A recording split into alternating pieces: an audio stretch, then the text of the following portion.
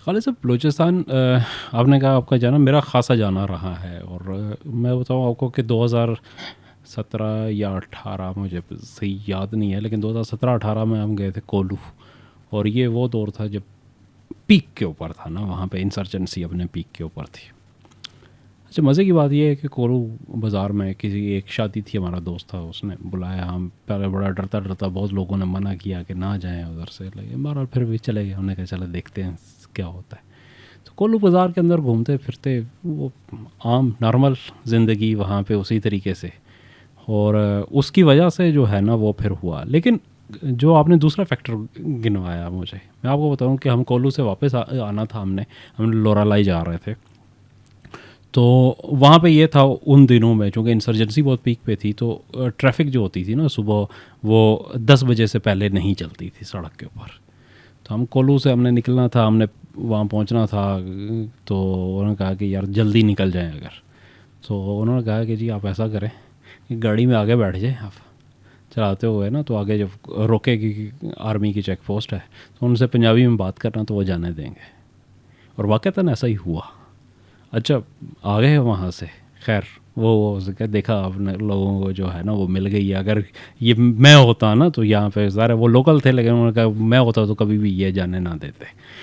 तो आगे मैंने ये बात बाद में जो है यहाँ पे जब वापस आए तो मैंने कुछ लोगों से डिस्कस किया, आर्मी के जो थे उस वक्त। मैंने कहा जी ये हुआ।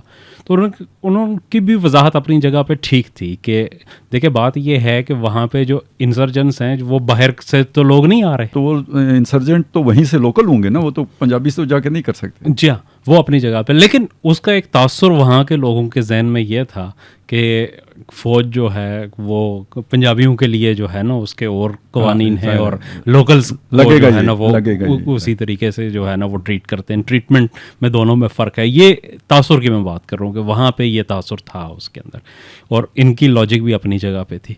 तो ये जो चीज़ है, इसका एक और मैं इम्पैक्ट आपको बताऊं कि मतलब जब हम यहाँ पे गए थे तो मैंने मतलब जब उस दोस्त से बात की जो हमें इनवाइट कर रहा था, तो मैंने उसने कहा भाई ये जो भी होती है वो टारगेट किलिंग होती है कोई उसके ऊपर ना। उसने कहा ये इतना बड़ा बलूचिस्तान है तो कितने अरसे में वाक़यात हुए। तो मुझे लगा कि वाकई इसकी बात ठीक है, क्योंकि मुझे याद है कि उससे कुछ अरसा पहले की बात है, कुछ 6-7 महीने, एक इंटरनेशनल जर्नलिस्ट थी, उसने आना था पाकिस्तान।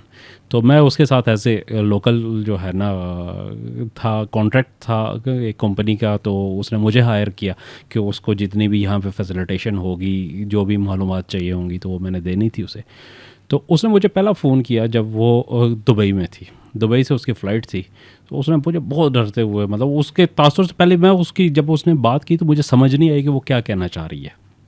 लेकिन फिर मुझे उसकी गुफ्तगू से ये महसूस हुआ कि वो ये समझ रही थी कि शायद एयरपोर्ट से बाहर निकलेंगे तो कोई ऐसे जो है ना आमने सामने की लड़ाई चल रही है। तो वहाँ से उसने कहा कि वहाँ से एयरपोर्ट से जो है ना वो होटल तक पहुँचना, मुझे बलूचिस्तान की फीलिंग थी ना, जी बिल्कुल, दुनिया को पूरे पाकिस्तान की वैसी ही फीलिंग जो है ना वो आ रही थी। तो मुझे वो बात याद आई। मैंने कहा हाँ वाकई ऐसा ही है। और ये हकीकत है कि हमने आधा मतलब बलूचिस्तान अगर उसे कहें कोस्टल बेल्ट को छोड़ दें तो बाकी आधा बलूचिस्तान उस वक्त हमने चक्कर लगाया। एक तरफ से इंटर हुए, हम जो है यहाँ से लोरालाई की अपना सॉरी जो फोर्ट मिनरोस की तरफ से हम इंटर हुए बारखान से, और फिर होते हुए दूसरी तरफ कराची की तरफ जो है ना हम बाहर निकले। तो आधा बलूचिस्तान को हमने क्रॉस किया। तो नॉर्मल ज़िंदगी थी, हर जगह के ऊपर हो रहे हैं। किसी जगह पे हमने कई जगह पे ऐसा हुआ कि हमने बैठ के लोगों के साथ खाना खाया इवन। तो बल्कि 2 जगह पे ऐसा हुआ कि उन्होंने पैसे नहीं लिए हमसे कि नहीं आप तो मेहमान हैं जो है ना। वहाँ पे होटल पे खाना खाया, ये भी नहीं है कि किसी घर खाना खाया, होटल पे खाया, उन्होंने पैसे नहीं लिए कि आप मेहमान हैं यहाँ पे आए हैं। एक जगह बल्कि वो बड़ी मज़े की चीज़ ये है कि एक जगह वो सेब उतार रहे थे। तो हम गए उधर, गाड़ी ना हमने रोकी उनसे। तो हमने उनसे कहा कि जी सेब लेने हैं हमने। तो उसने कहा कि अच्छा, वो उसने एक बंदे को कहा कुछ जो है ना वो मुकामी ज़ुबान तो नहीं आती थी हमें। तो वो आया, उसने एक बड़ी सी जो है ना वो चादर उठाई, वो भर के वो इतने गाड़ी में डाल दिए सेब कि वो कम अज़ कम भी जो है ना 20-25 kg थे। तो हमने उससे कहा भाई हमने नहीं इतने खाने, हम तो रास्ते में कितने खा सकेंगे। कहता नहीं ले जाना। हमने कहा नहीं हमने तो घर जाना ही नहीं, हमें तो कम अज़ कम 2 हफ्ते अभी इधर ही रहे। लेकिन वो नहीं है, उसने वो पैसे देने लगे, उसने कहा नहीं कैसे हो सकता है, अब तो मैं वहाँ नहीं यहाँ पे। तो ये मतलब आम लोगों की जो सूरत हाल है बिल्कुल ऐसा वहाँ ही उसी होता है। तरीके हर से जगह है, ऐसा होता है। ऐसा ही वहाँ पे है।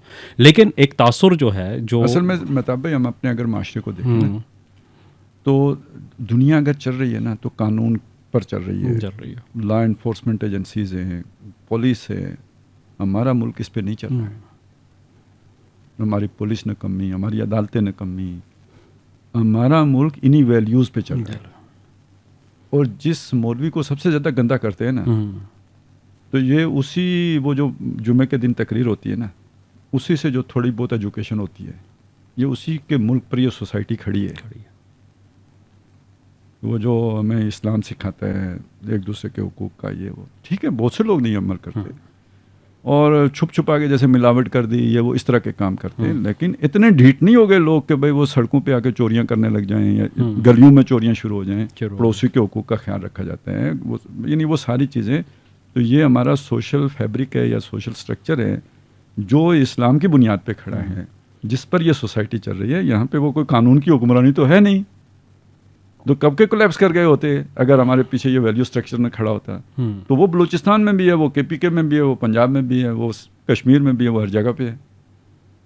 मगर किसी जगह कोई मुसाफिर चला जाए, ज़रूरतमंद हो, क्या लोग नहीं मदद करेंगे उसकी? बिल्कुल करते। तो ये क्वालिटी है। मतलब हम बस रोना ही रहता है, ठीक है वो भी है अपनी जगह पे, लेकिन हमारी सोसाइटी की बहुत अच्छी चीज़ें भी हैं।